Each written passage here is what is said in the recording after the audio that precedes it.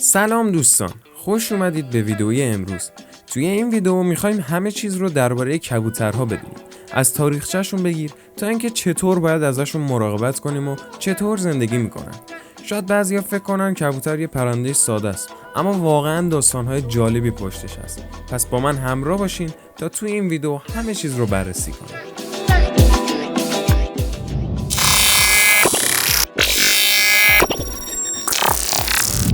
کبوترها از قدیم الایام در فرهنگ‌های مختلف حضور داشتند. میدونید که توی جنگ‌ها از کبوترها برای ارسال پیام استفاده میشد؟ بله، توی جنگ جهانی اول و دوم کبوترها مثل یه پیامرسان خیلی باحال عمل می‌کردن. کبوترها علاوه بر این توی فرهنگ‌های مختلف نماد صلح و آزادی بودند. خیلی از هنرمندان و نویسنده‌ها هم کبوتر رو توی آثارشون به عنوان نماد عشق یا آزادی به تصویر کشیدن. اگه این ویدیو رو دوست داشتین لایک کنید، سابسکرایب کنید و این زنگوله هم بزنید که به شدت به حمایتتون نیاز داره. خب حالا بریم سراغ خود کبوتر.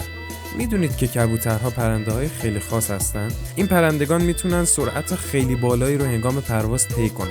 بعضیشون حتی میتونن با سرعت 70 مایل در ساعت پرواز کنن. از اون جالب‌تر این که این پرنده‌ها یه حافظه فوق‌العاده دارن. میتونن مسیرها و موقعیت‌های جغرافیایی رو به خوبی تشخیص بدن و برگشتن به خونه‌شون اصلاً براشون سخت نیست. کبوترها پرندگان خیلی اجتماعی هستن.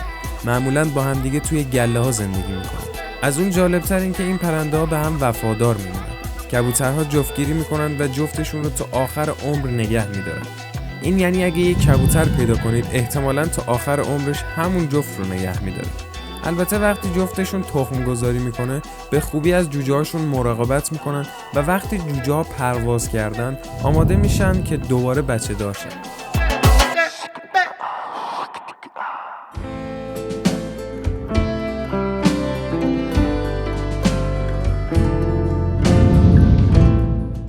حالا بیاید درباره نگهداری از کبوترها صحبت کنیم.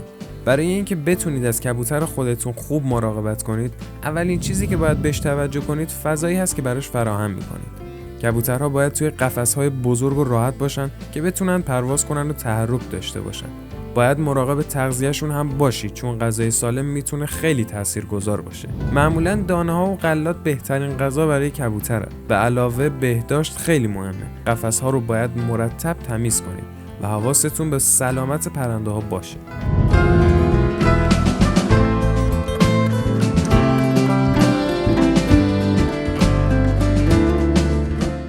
کبوترها توی فرهنگ ها و جشن ها هم جایگاه ویژه‌ای دارن. توی خیلی از کشورها وقتی میخوان جشن صلح بگیرن کبوترها رو آزاد میکنن. توی مراسم مذهبی هم کبوتر به عنوان نماد پاکی و محبت به کار میره. این پرنده توی هنر و ادبیات هم خیلی دیده شده. توی نقاشی‌ها، شعرها هم خیلی وقتا به عنوان نماد عشق و صلح به تصویر کشیده میشه.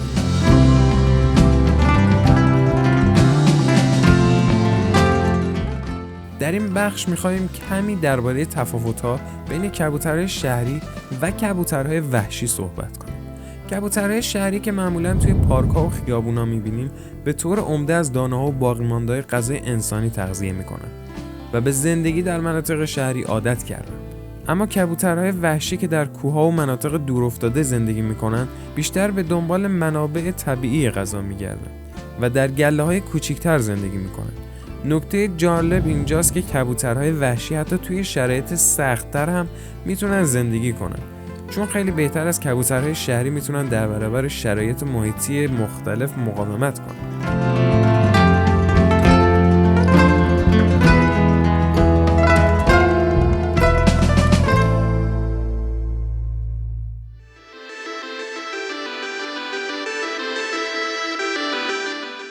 آخرین بخش امروز رو می‌خوایم به کبوترهای مسابقه‌ای اختصاص بدیم. شاید شما هم شنیدید که بعضی از کبوترها به مسابقات پروازی میرن. این کبوترها توانایی‌های پروازی فوق‌العاده‌ای دارن و میتونن مسافت‌های طولانی رو با سرعت زیاد طی کنن. برخی از این کبوترها رکوردهای جهانی هم ثبت کردن و تونستن مسافت‌های بیش از 1000 کیلومتر رو بدون توقف طی کنن. در واقع نگهداری کبوترهای مسابقه‌ای نیاز به تمرین، تغذیه خاص و شرایط محیطی ویژه‌ای داره تا بتونن این رکوردها رو بشکنن.